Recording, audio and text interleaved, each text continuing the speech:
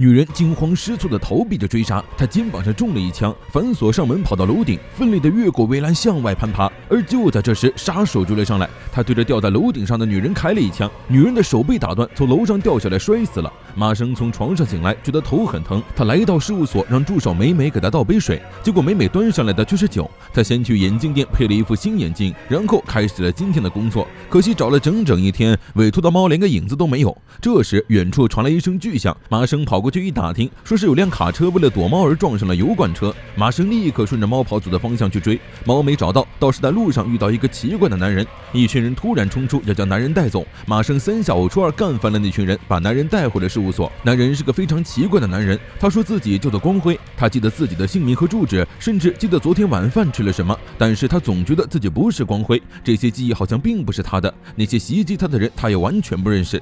他记得自己早上出门去大学，然后莫名其妙的就出现在那条巷子里，这让光辉非常困扰。马生拿出伏特加和光辉痛饮，希望能借着酒想起来什么。然而到第二天，宿醉的光辉并没有找回他是自己的实感，于是马生带着光辉回到了他家。光辉的妈妈正好出门，明明是自己的家，但光辉却没有生活在这里的实感，甚至连妈妈都觉得像陌生人。昨晚绑架光辉的神秘人再次出现，马生假意投降，等靠近后又用藏在手里的小刀和绳子干脆利落地解决掉两个绑匪。事后马生在两人身上摸索着，并没有发现能证明身份的东西，说明这群人是专业进行这种不法勾当的。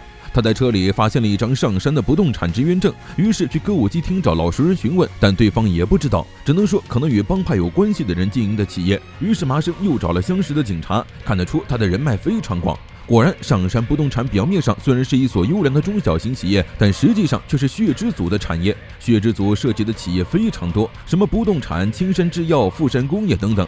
光辉突然想起，大约1个月前，前辈给他在青山制药介绍了一份兼职，好像是什么新药的实验，线索这不就有了。晚上，马生精心打扮了一番，混入了青山制药开发部的晚会。他用美人计将一名好色专务要到，从对方的电脑里找到了想要的数据。而就在传输数据时，房间的门突然被打开，紧接着红衣杀手冲入房间，和埋伏在床底的麻生展开激战。他之前杀过麻生一次，但麻生却没有死。麻生很快制服了杀手，问他委托人的身份，杀手不肯说，于是被夺走手枪射成了筛子。在麻生走后，一个神秘的金色身影从杀手的血泊中冒出。麻生回到事务所，将数据交给美美分析，可惜的是电子邮件都已经损坏，无法还原了。不过在麻生把光辉带回来的那天，霞山研究所与总公司的邮件来往相当频繁，于是美美伪造了青山制药的通信许可证，两人以维修人员的身份进入研究所调查。在进入这里的瞬间，那天的记忆在光辉眼前浮现，他似乎和一个女人关系亲密，然后又被残忍的开膛破肚。光辉脸色苍白的捂住嘴，那段记忆一定非常痛苦。马生问他要不要继续找下去，现在返回还来得及，但光辉还是决定继续走下去。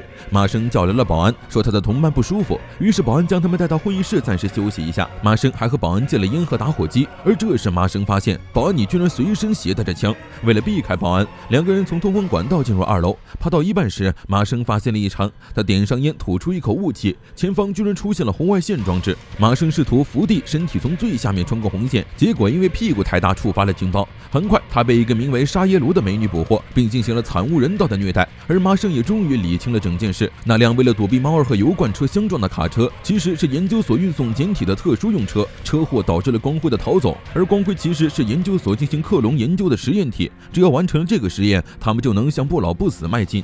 马生对此发出嘲讽，说他是受艾伯斯文摆弄的堕落者，研究成果被嘲笑。沙耶罗放人杀死了麻生，将他的尸体放进了停尸间。没过多久，浑身是血的麻生居然又活了过来，他的行踪很快被发现，沙耶罗下令将其清除。一片混乱中，麻生逃到了被称为禁忌的壁洞实验楼。他打开一扇门，发现里面到处都是因为人体实验而惨死的人，以及各种各样的器官。麻生继续深入地下，这时隔离区的大门突然自动打开，从里面走出了大量的丧尸，他们都是因为沙耶罗的实验而变成这样的。丧尸的数量非常多，麻生即便想要他们解脱也根本打不过，只能选择逃跑。丧尸的暴动出乎沙耶罗的意料，他立刻下令销毁文件撤退。而就在他回到所长室拿东西的时候，本该死亡的麻生突然出现在他面前。沙耶罗吓得连开几枪，上前确认了麻生的确没有了生命体征。而就在他准备离开的时候，麻生再次安然无恙地站了起来，不老不死，他就是沙耶罗渴望的存在。沙耶罗吓坏了，他跑出办公室，却被围拢而来的丧尸撕碎。生命短暂而可贵，不是任何人都能随意摆弄的，这就是沙耶罗害死那么多人的下场。麻生从东风管道救走了被关起来的光辉，在这里被烧毁之前离开了研究所。光辉终于知道自己为什么觉得记忆陌生了，因为他是克隆人。就在他迷茫不知所措之时，麻生递给了他一把枪，是背负着痛苦活下去，还是要逃离痛苦，一切都由他来做决定。随后麻生回到车里，不久之后，光辉所在的地方传来一声枪响，麻生失落的驱车离开，回到事务所也一直闷闷不乐。但他没想到光辉并没有自杀，而是带着麻生一直寻找的猫回到了事务所。他的人生只有他能继续过下去，不是吗？光辉加入了事务所，被美美派出去工作。他在路上遇到了一名望着天空默默流泪的少女，于是他走过去问少女发生了什么事。少女哭着对他说自己找不到天使了。麻生接到了一起寻找邮票的委托，委托方是一家非常有名的大企业，这让麻生非常不解，他们并不是专门处理这种事务的。委托人小高表示，是因为邮票非常特殊，他们得到情报称邮票的所有者就住在新宿，麻生只需要打听出持有者的住址。美美看在丰厚的报酬份上，二话不说接下了委托。为了寻找邮票的线索，麻生去流浪者公园向老师请教。老师曾经是个知识分子，因为泡沫经济破产后，他沦为了流浪汉。虽然钱财消失了，但是他脑中的知识却没有消失。而麻生也是找对人了，老师收藏着日本最早发行的龙纹邮票，而比这还要早的邮票就是麻生要找的苏格兰邮票，数量非常稀少，全国加起来确认的也不过10来张。麻生要找用过的1单位面额的邮票，而迄今为止发现的所有苏格兰邮票都是没有使用过的1/4面额。麻生向老师道谢后告别，他不知道的是，老师在他走后翻开了随身的书，里面赫然夹着一张苏格兰邮票。酒店里的男女正在进行夜间运动，突然遭到了怪物的袭击。第二天，麻生在报纸上发现了自己委托人小高遇害的消息。他并不是什么公司秘书，而是一名外交职员。这一下事情变得麻烦了。不过念在委托费的份上，麻生还是决定弄清楚这件事。他在公园和警察朋友小宝见面，但具体发生了什么，小宝也不知道，只说那个地方就连警察都不能靠近，让麻生不要多管闲事。小宝走后，流浪汉找了过来，老师被人袭击，重伤住院。他来到老师的住所翻找，果然发现邮票不见了。看来昨天他来找老师的时候就已经被人盯上了。一旁的酒瓶突然被枪打碎，之前那位红发杀手并没有死，依旧锲而不舍地跑来暗杀麻生。两个人在雨林中展开激烈的战斗，最后还是麻生技高一筹撂倒了杀手。而就在这时，杀手的胸口突然浮出一颗炸弹，这个距离麻生避无可避，两个人瞬间被爆炸所吞噬。另一边，光辉答应帮助少女寻找天使。少女的哥哥已经失踪整整1周了，而在哥哥失踪之后，他家阳台上出现了长着翅膀的人，那一定就是天使，所以他要找到天使，问问哥哥在哪里。外面传来了爆炸声，光辉跑到现场查看，在路上发现了麻生的眼镜。他顺着小巷一直走，在最深处发现了被炸得血肉模糊的麻生。